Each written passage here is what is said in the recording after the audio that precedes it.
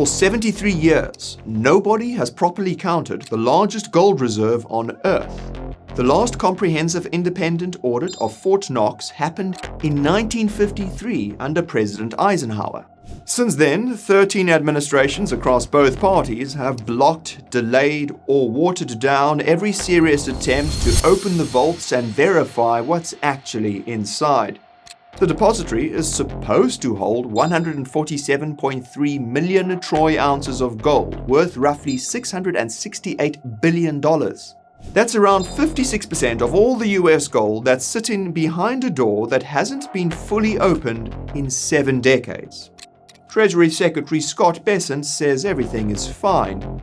President Trump publicly demanded an audit in February 2025, then 15 months later seemed to forget what audit he was talking about. Which one are you talking about? The bill that would actually force account is stalled in a committee, and the congressman who wrote it was defeated by a Trump-backed primary challenger in the most expensive House race in American history. Thank you, Mr. President. And so today, we look at why the United States has refused to count its own gold for 3/4 of a century, what the seal verification ritual actually proves and what it conspicuously does not, and why Germany, France, the Netherlands, and India are physically pulling their gold home. My name is Nick, and this is the Finance Bureau. Now, let's start with the chronology, because the timeline itself is the story. In 1953, Treasury Secretary George Humphrey oversaw what is widely cited as the last comprehensive physical examination of US gold reserves. No president, no Treasury Secretary, and no independent body has matched that scope since. 21 years later pass, and then in September 1974, with public rumors mounting that the gold was gone, Treasury Secretary William Simon and Mint Director Mary Brooks staged a tour. Congressional delegates were invited, the press was invited, the cameras were rolling.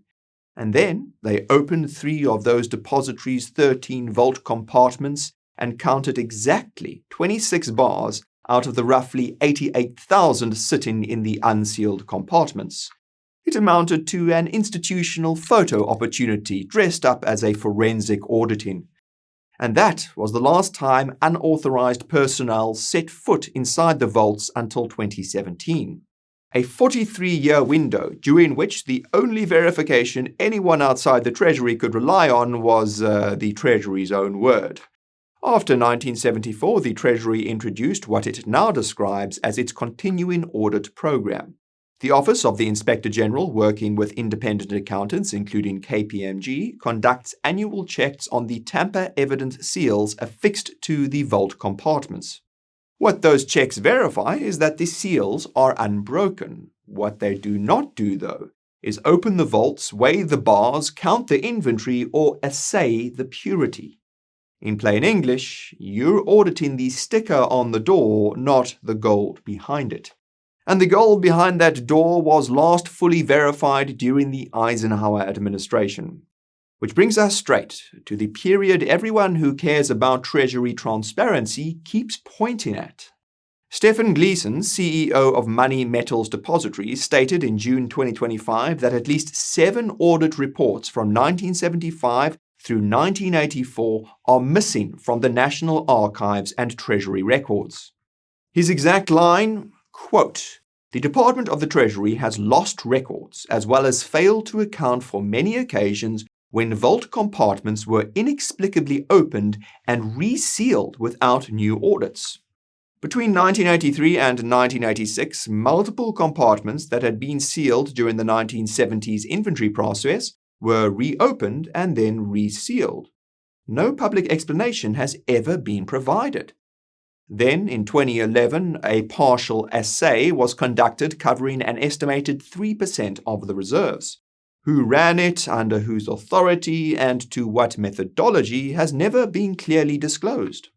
And in August 2017, Treasury Secretary Steven Mnuchin and Senate Majority Leader Mitch McConnell walked into the depository, took a photograph, posted it on social media, and left.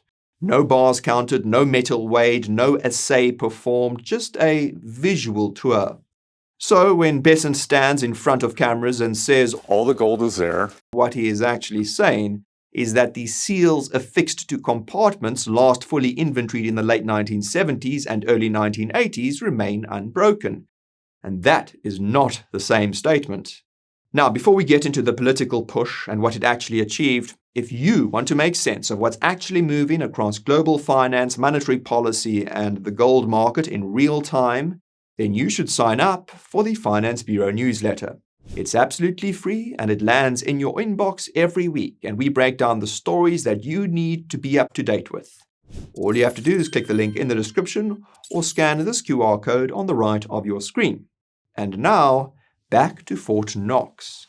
In February 2025, freshly inaugurated, Trump publicly called for an audit. His exact line, quote, "We're actually going to Fort Knox to see the gold is there because maybe somebody stole the gold," end quote. Elon Musk, then heading the Department of Government Efficiency, amplified the call and proposed a live-streamed walkthrough. For a few weeks in early 2025, the prospect of the first real Fort Knox audit in 72 years looked genuinely possible. And then the machinery of the institutional inertia did what it always does.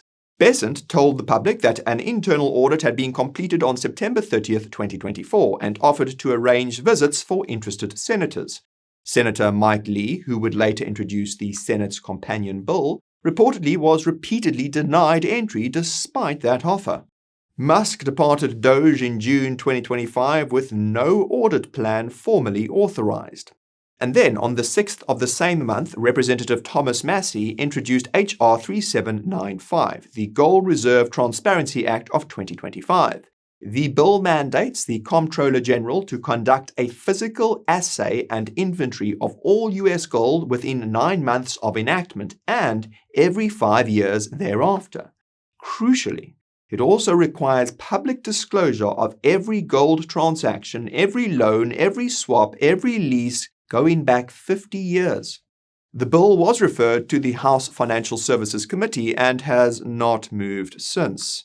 In November, Mike Lee introduced the Senate companion bill. He said, quote, "Only a thorough audit, not a public relations stunt such as the live walkthrough as Elon Musk and others have proposed, will suffice." End quote. And that also stalled. And here's where the political reality gets genuinely absurd. The man Trump publicly demanded an audit from just succeeded in removing the only congressman who actually wrote legislation to do it. Trump endorsed Ed Gulrine, a farmer and former Navy SEAL, to challenge Massie in the 2026 Kentucky Republican primary. Combined ad spend on that race exceeded $32 million, making it the most expensive House primary in U.S. history. Defense Secretary Pete Hegseth personally campaigned for the challenger in Kentucky, and sure enough, Gulrine won the primary on May 19th. A few days before, though, on May 10th, Trump sat down with Cheryl Atkinson and was asked about the Fort Knox audit he had demanded 15 months earlier. His response was, quote, "Which one? Which one are you talking about?" He then mused, quote, "I wonder if they left the gold in Fort Knox because they steal a lot." No executive order, no timeline, no formal plan, just words. Now, the institutional defense of all of this rests on 4 main arguments. 1. A full audit would take 18 to 24 months and roughly 44,400 man-hours. 2. Fort Knox is an active military installation with serious security protocols. 3. The annual seal verification process is officially sufficient. And 4. A live-streamed audit was described as internally impractical and unwise. The obvious counterargument writes itself. If you can run the largest economy on Earth, you can count your own gold.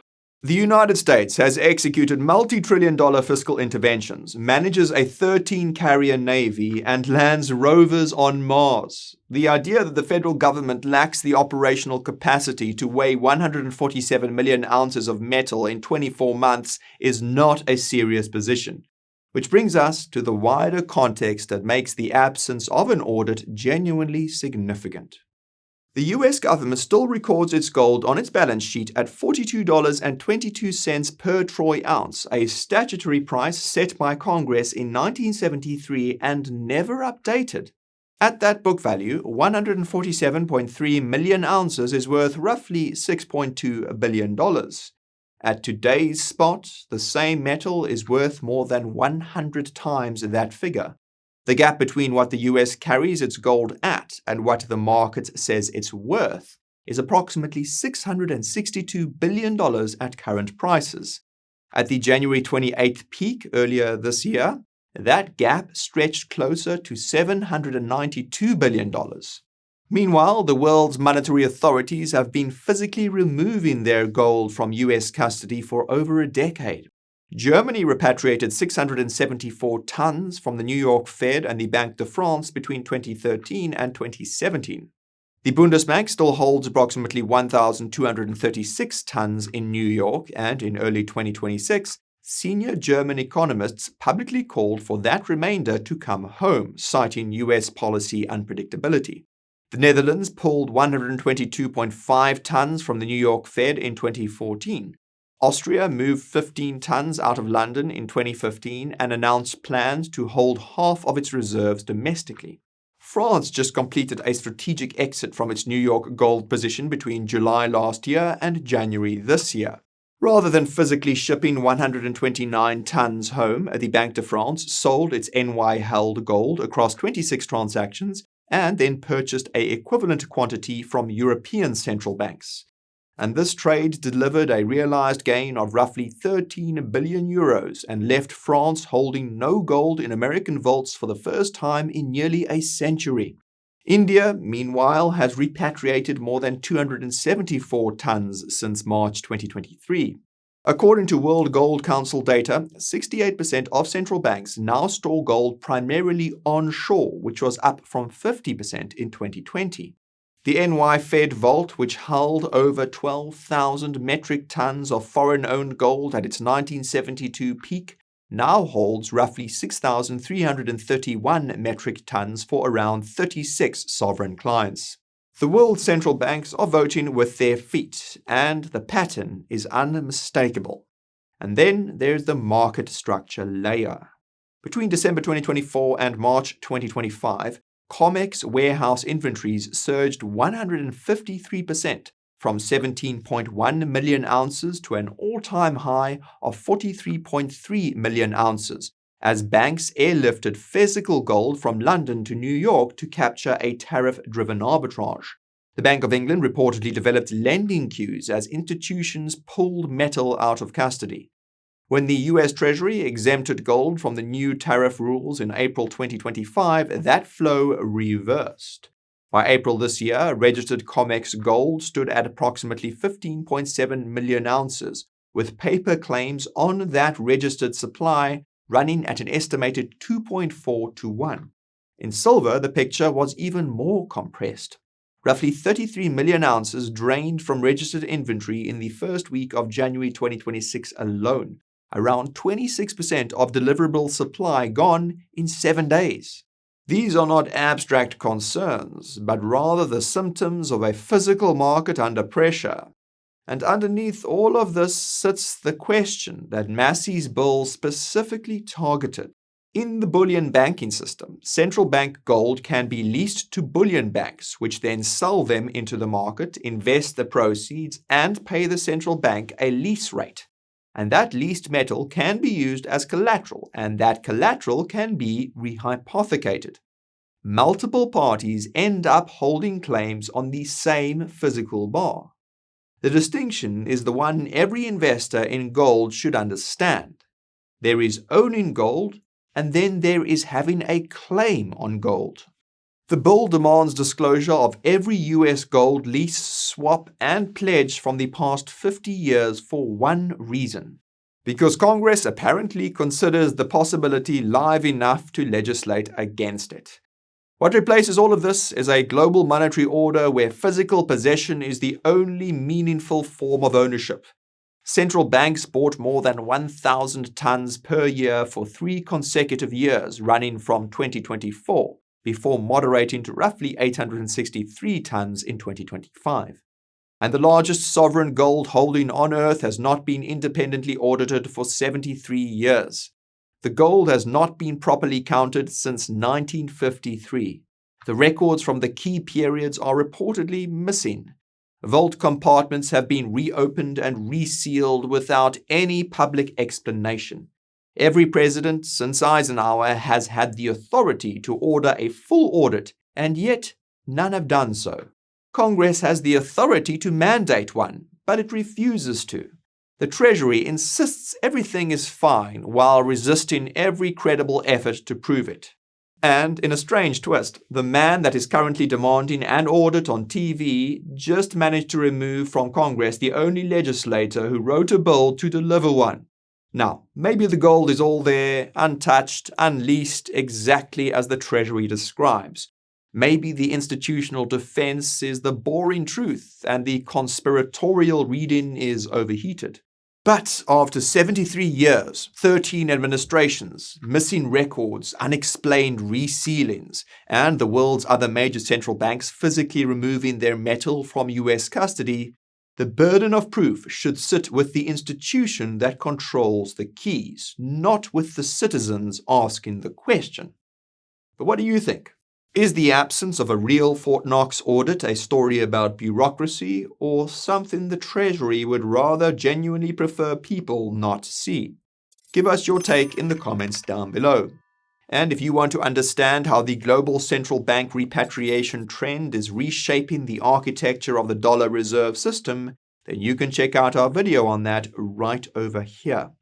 That's all from me today. As always, thank you guys very much for watching, and I'll see you again soon. This is Nick, signing off.